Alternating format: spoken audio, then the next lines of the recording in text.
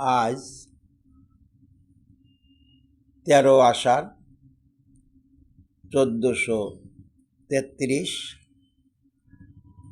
28 June 2026। আমি তোমাদের কাছে মহান মুক্তিযুদ্ধের গল্প বলবো। আমি দেবেশচন্দ্র সান্যাল। আমার পিতৃদেবের নাম দ্বিজেন্দ্রনাথ সান্যাল, মাতৃদেবীর নাম নীলিমা রানী সান্যাল। আমার গ্রামের নাম রতনকান্দি। আমার ডাকঘর মহান স্বাধীনতা যুদ্ধকালীন সময়ে ছিল শাহজাদপুর, বর্তমানে রতনকান্দি। আমার ইউনিয়ন হাবিবুল্লাহনগর, উপজেলা শাহজাদপুর, জেলা সিরাজগঞ্জ। 1971 সালে আমাদের এই বাংলাদেশের স্বাধীনতার জন্য মহান মুক্তিযুদ্ধ হয়েছে।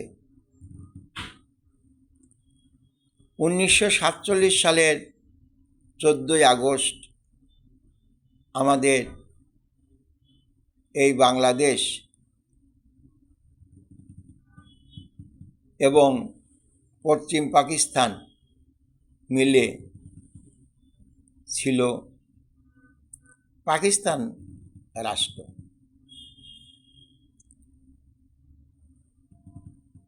আমাদের এই বাংলাদেশ তখন ছিল পূর্ব পাকিস্তান।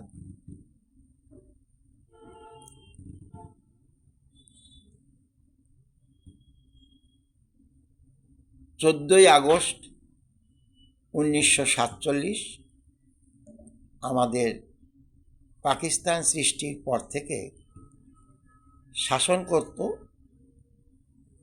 পশ্চিম পাকিস্তানি অবাঙালি। তারা বিভিন্নভাবে আমাদেরকে বঞ্চিত করত, অন্যায়ভাবে আমাদেরকে নির্যাতন নিপীড়ন করত।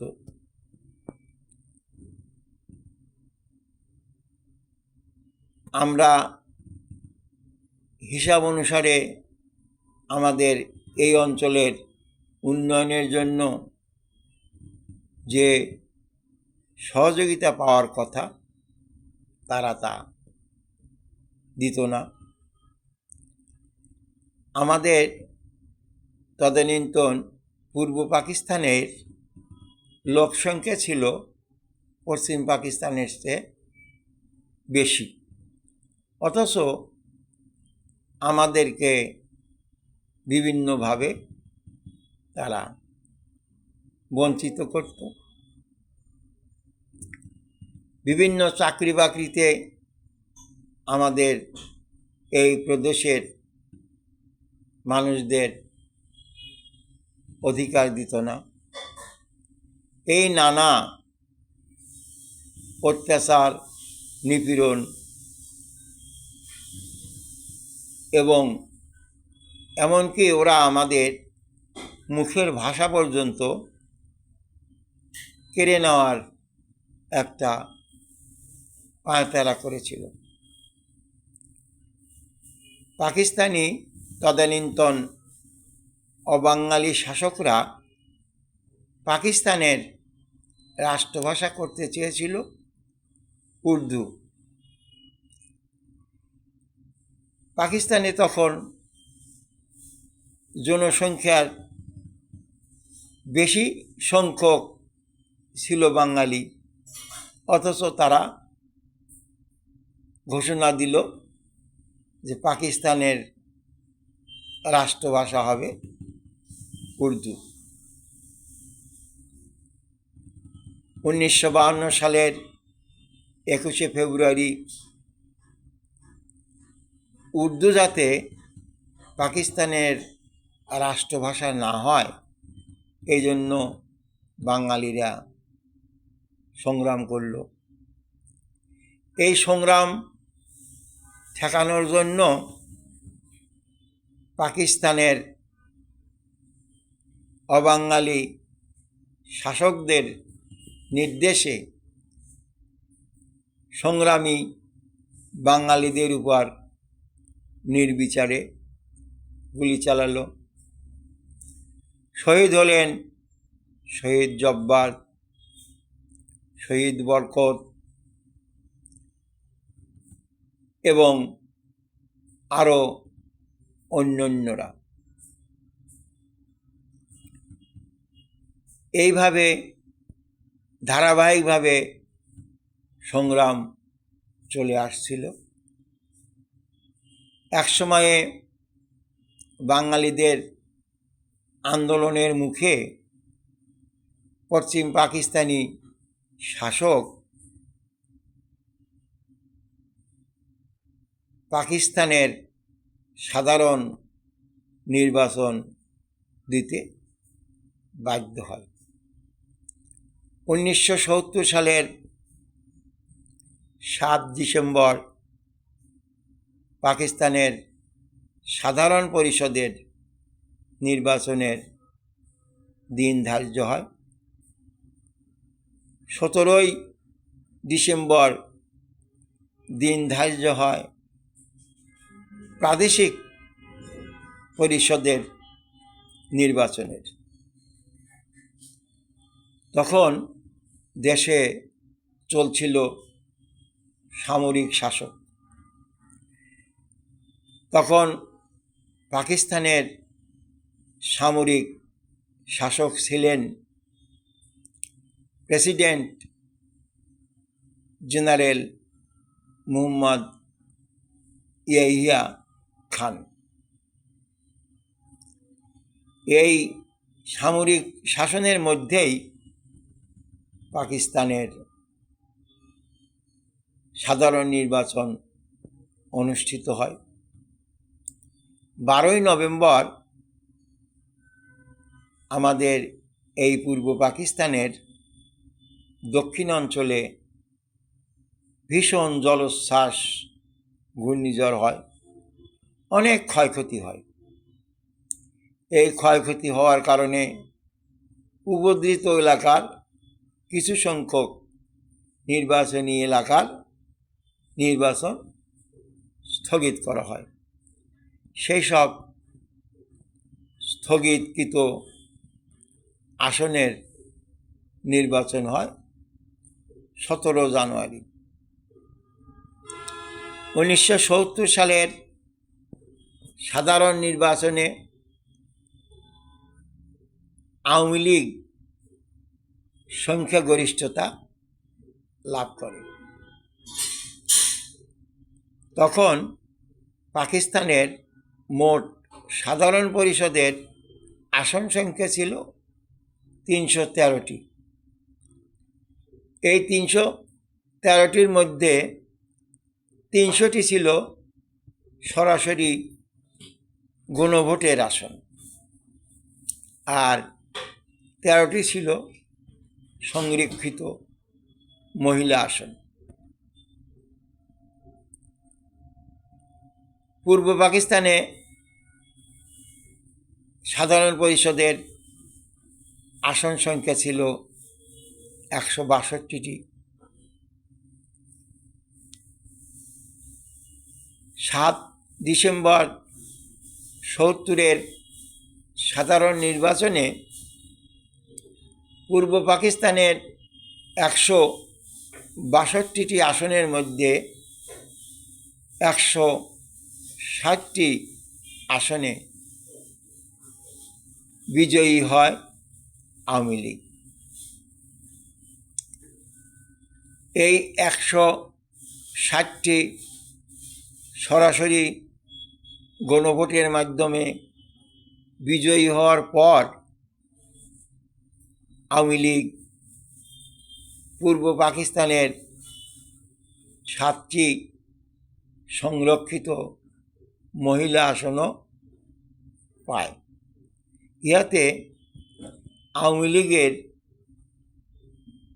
পাকিস্তানের আসন সংখ্যার দাঁড়ায় 167টি। পাকিস্তানের সাধারণ পরিষদের সংখ্যাগরিষ্ঠতা লাভ করে। আওয়ামী লীগ 1970 সালের সাধারণ নির্বাচনে নিরঙ্কুশ সংখ্যাগরিষ্ঠতা লাভ করে। তখন পাকিস্তানের সামরিক প্রেসিডেন্ট আগা মোহাম্মদ ইয়াহিয়া খানের দায়িত্ব ছিল আওয়ামী লীগকে সরকার গঠনের জন্য আহ্বান জানানো। কিন্তু অবাঙালি এই শাসক বাঙালিদের বিজয়ে সন্তুষ্ট ছিলেন না। তিনি ষড়যন্ত্র করতে থাকেন কিভাবে বাঙালিদের হাতে ক্ষমতা না দেওয়া যায়। পশ্চিম পাকিস্তানে সংখ্যাগরিষ্ঠতা লাভ করেছিল ভুট্টো। সেই পশ্চিম পাকিস্তানের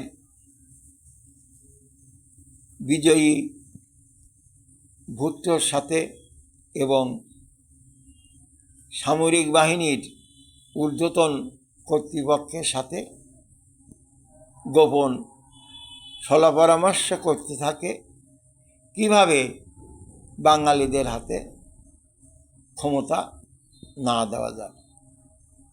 এদিকে বিজয়ী আওয়ামী লীগ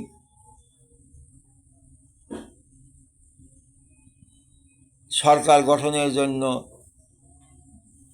উদ্গ্রীব ছিলেন। তারা বারবার প্রেসিডেন্ট ইয়াহিয়াকে তাগাদা দিচ্ছিলেন। এই করতে করতে একসময়ে আগা মোহাম্মদ ইয়াহিয়া খান ঘোষণা দিলেন,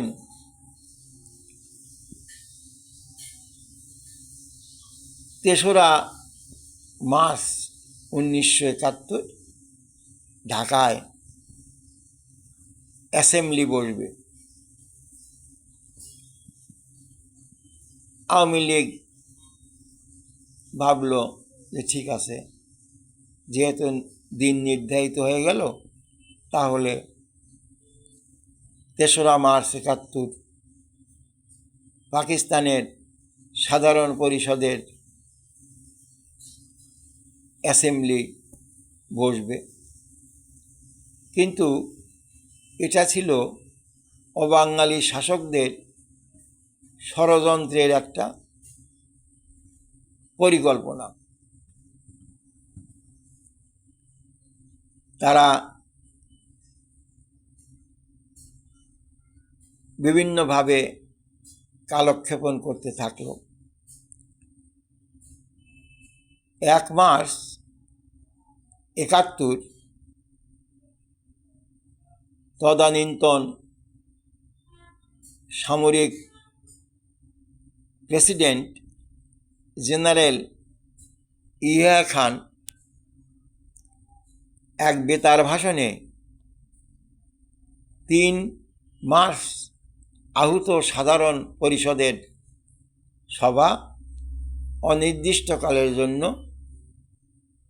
স্থগিত করল। ইহাতে বাঙালিরা ক্ষিপ্ত হয়ে পড়ল।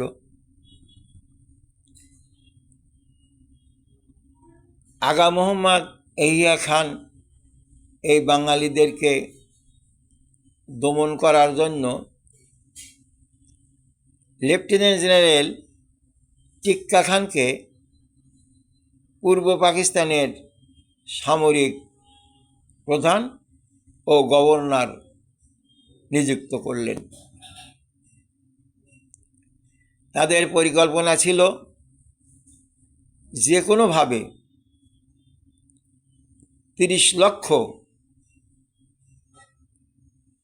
পূর্ব পাকিস্তানিদের হত্যা করে এই 1970 সালের 7 ডিসেম্বরে অনুষ্ঠিত সাধারণ পরিষদের নির্বাচনের ফলাফল বাতিল করতে হবে। আলাপ আলোচনা চলছিল। এরই মধ্যে 1971 সালের 25শে মার্চ রাত 11:30টার পর সামরিক প্রেসিডেন্ট আগা মোহাম্মদ ইয়াহিয়া খানের নির্দেশে পূর্ব পাকিস্তানের গভর্নর ও সামরিক প্রশাসক লেফটেন্যান্ট জেনারেল টিক্কা খানের নেতৃত্বে অপারেশন সার্চ লাইট নামকরণ করে বাঙালি হত্যা, জ্বালাও, পোড়াও ইত্যাদি শুরু করল।